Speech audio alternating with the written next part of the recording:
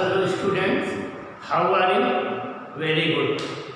Students, अभी previous class में हम लोगों ने लेंस मेकर फार्मूला डिराइव किया और आपने देखा कि किसी भी लेंस की फोकल लेंथ किन किन बातों पर डिपेंड करती है, किन किन फैक्टर्स पर डिपेंड करती है। आपके पास फार्मूला था 1/f equal to n-1 1/r1 minus 1/r2। आपने देखा कि किसी लेंस की फोकल लेंथ एक तो उस लेंस के मटेरियल के रिफ्रैक्टिव इंडेक्स पर डिपेंड करती है, दूसरे उस मीडियम के रिफ्रैक्टिव इंडेक्स पर डिपेंड करती है जिस मीडियम में लेंस रखा होता है, और रेडियस ऑफ कर्वेचर पर डिपेंड करती है, कलर ऑफ लाइट पर डिपेंड करती है। ये डिफरेंट फैक्टर्स हैं जो किसी लेंस की फोकल लेंथ को डिसाइड करते हैं। दूसरा हम लोगों ने डिस्कस किया कि dependence of focal length on the different factors. Focal length different factors पर किस तरीके से डिपेंड करती है। वहाँ पर हमने 3 केसेस डिस्कस किया कि जब भी कोई लेंस एक ऐसी मीडियम में रखा होता है जिसका रिफ्रैक्टिव इंडेक्स लेंस के मटेरियल के रिफ्रैक्टिव इंडेक्स से कम होता है, उस केस में लेंस की फोकल लेंथ इंक्रीज हो जाती है, पावर डिक्रीज हो जाती है और उसके नेचर पर कोई चेंज नहीं होता। कॉन्वेक्स कॉन्वेक्स की तरह बिहेव करता है, कॉनकेव कॉनकेव की तरह बिहेव करता है। और इसका एग्जाम्पल है किसी ग्लास से बने हुए लेंस को वाटर में इमर्ज्ड कर देना। वाटर का रिफ्रैक्टिव इंडेक्स 1.33 है, ग्लास का 1.5 के है। इस केस में फोकल लेंथ इंक्रीज हो जाएगी, पावर डिक्रीज हो जाएगी, लेकिन लेंस के नेचर में कोई चेंज नहीं आएगा। कॉन्वेक्स कॉन्वेक्स बना रहेगा, कॉनकेव कॉनकेव बना रहेगा। दूसरा केस हमने डिस्कस किया था जब मीडियम का रिफ्रैक्टिव इंडेक्स लेंस के मटेरियल के रिफ्रैक्टिव इंडेक्स के इक्वल होगा, उस केस में लेंस इनविजिबल हो जाएगा, उसकी फोकल लेंथ इनफाइनाइट हो जाएगी, पावर 0 हो जाएगी। वो एक ट्रांसपेरेंट ग्लास स्लैब की तरह या एक ग्लास प्लेट की तरह बिहेव करेगा। जब हम फ्लिंट ग्लास से बने हुए लेंस को कार्बन डाइसल्फाइड में इमर्ज्ड कर देते हैं तब ऐसा होता है। थर्ड केस हमने आपको बताया जब लिक्विड का रिफ्रैक्टिव इंडेक्स लेंस के मटेरियल के रिफ्रैक्टिव इंडेक्स से ग्रेटर हो, इस केस में फोकल लेंथ इंक्रीज हो जाएगी, पावर डिक्रीज हो जाएगी, लेकिन नेचर भी चेंज हो जाएगा। कॉन्वेक्स कॉनकेव की तरह बिहेव करेगा, कॉनकेव कॉन्वेक्स की तरह बिहेव करेगा। मैंने आपको बताया जब एयर बबल वाटर के अंदर होता है तो कॉनकेव लेंस की तरह बिहेव करता है। ओके, आइए अब हम डिस्कस करते हैं कि किसी लेंस की पावर क्या है, पावर को कैसे डिफाइन करें, पावर की SI यूनिट क्या है, पावर कब पॉजिटिव होती है, कब नेगेटिव होती है, जब दो लेंस को कंबाइन में रखते हैं तब पावर क्या होगी, फोकल लेंथ क्या होगी, मैग्नीफिकेशन क्या होगा। अब हम ये केस डिस्कस करेंगे।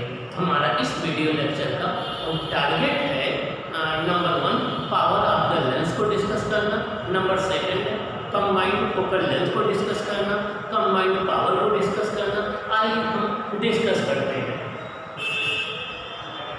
Power of the lens.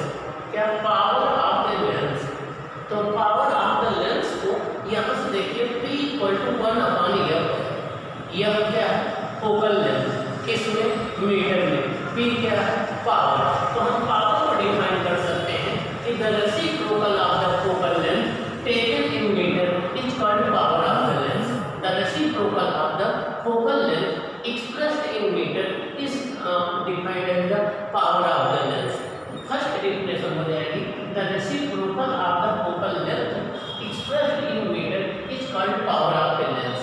जब भी किसी लेंस की फोकल लेंथ को हम मीटर में एक्सप्रेस करें तो उसके रेसिप्रोकल को हम उसकी पावर बोलते हैं। क्या बोलते हैं? पावर बोलते हैं। सेकंड पॉइंट, जब किसी लेंस पर, देखिए ये कोई एक लेंस है, यहाँ पर पैरेलल लाइट रे आकर के इंसिडेंट हो रही है, ये लेंस को कन्वर्ट करके लाके पॉइंट F पर फोकस कर दे रहा है। अगर ये सीधे जाती तो ऐसे निकल जाती। यहाँ से कितने एंगल में टर्न हुई? ये आपका क्लॉकवाइज डेल्टा एंगल टर्न हुई है।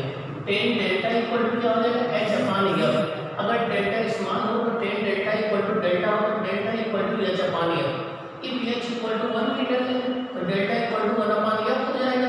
इसी को हम पावर बोलते हैं। क्या बोलते हैं? पावर बोलते हैं। तो कैसे डिफाइन करेंगे?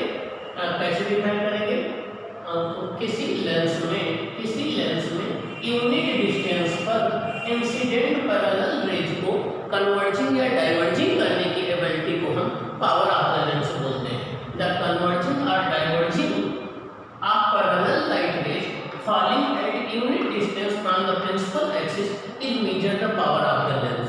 means principal axis से यूनिट डिस्टेंस पर इंसिडेंट पैरेलल लाइट रेज को कन्वर्जिंग या डाइवर्जिंग करने की एबिलिटी को हम क्या बोलते हैं? पावर ऑफ द लेंस बोलते हैं। क्या बोलते हैं? पावर ऑफ द लेंस बोलते हैं। द कन्वर्जिंग और divergence of parallel light raise falling at unit distance from the principal axis is measure of the power of the lens।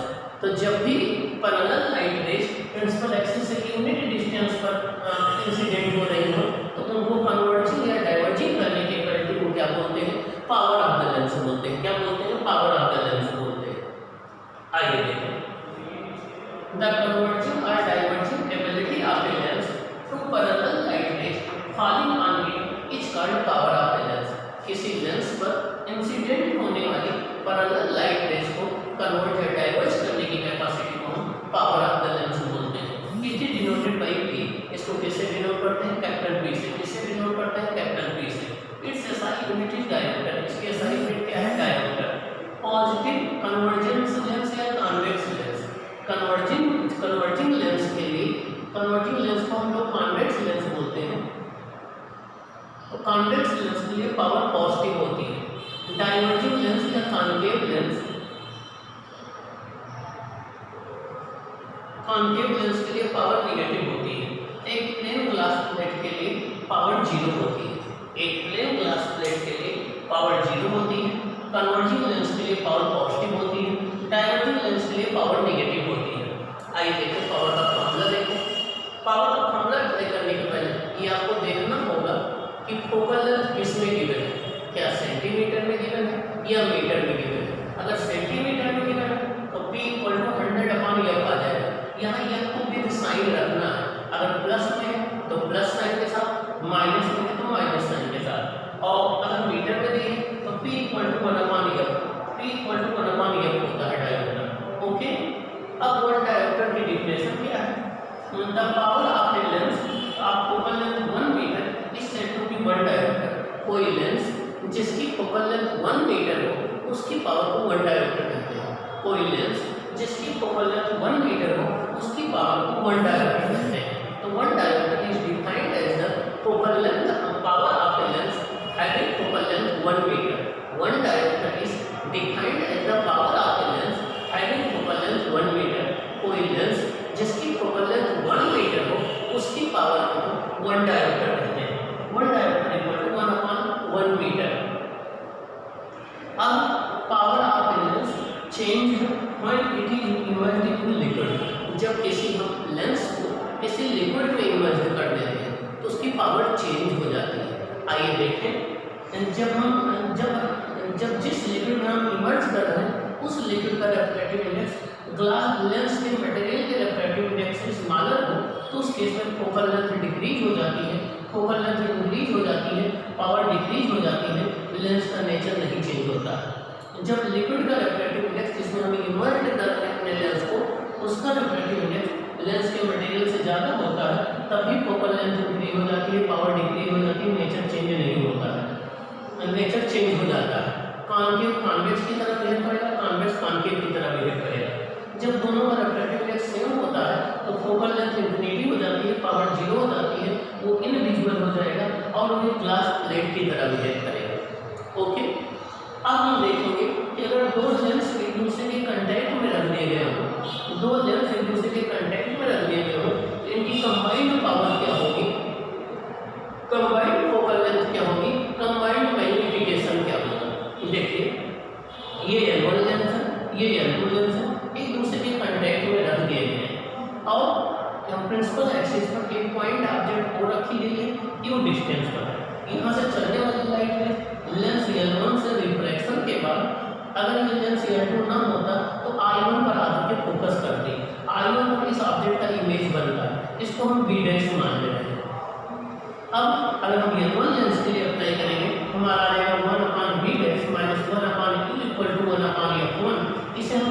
Formula बोलते हैं। 1/v minus 1/u equal to 1/f को हम lens formula बोलते हैं। और इस L2 की वजह से ये लाइट रे फोकस होकर के यहाँ आई पर फोकस हो गई, तो फाइनल इमेज भी डिस्टेंस पर बनेगा। अब सेकंड लेंस के लिए हम अप्लाई, और ये जो I1 इमेज बन रहा है ये L2 लेंस के लिए एक वर्चुअल ऑब्जेक्ट का काम करेगा, और L2 लेंस इसका फाइनल इमेज I बनाएगा जो भी डिस्टेंस पर होगा।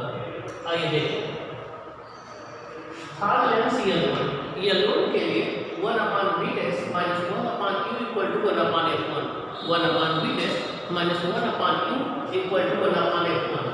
This I dash image will act as a virtual object for lens L2। ये I dash जो है, I dash image L2 lens के लिए एक वर्चुअल ऑब्जेक्ट का काम करेगी, and it will form final image I।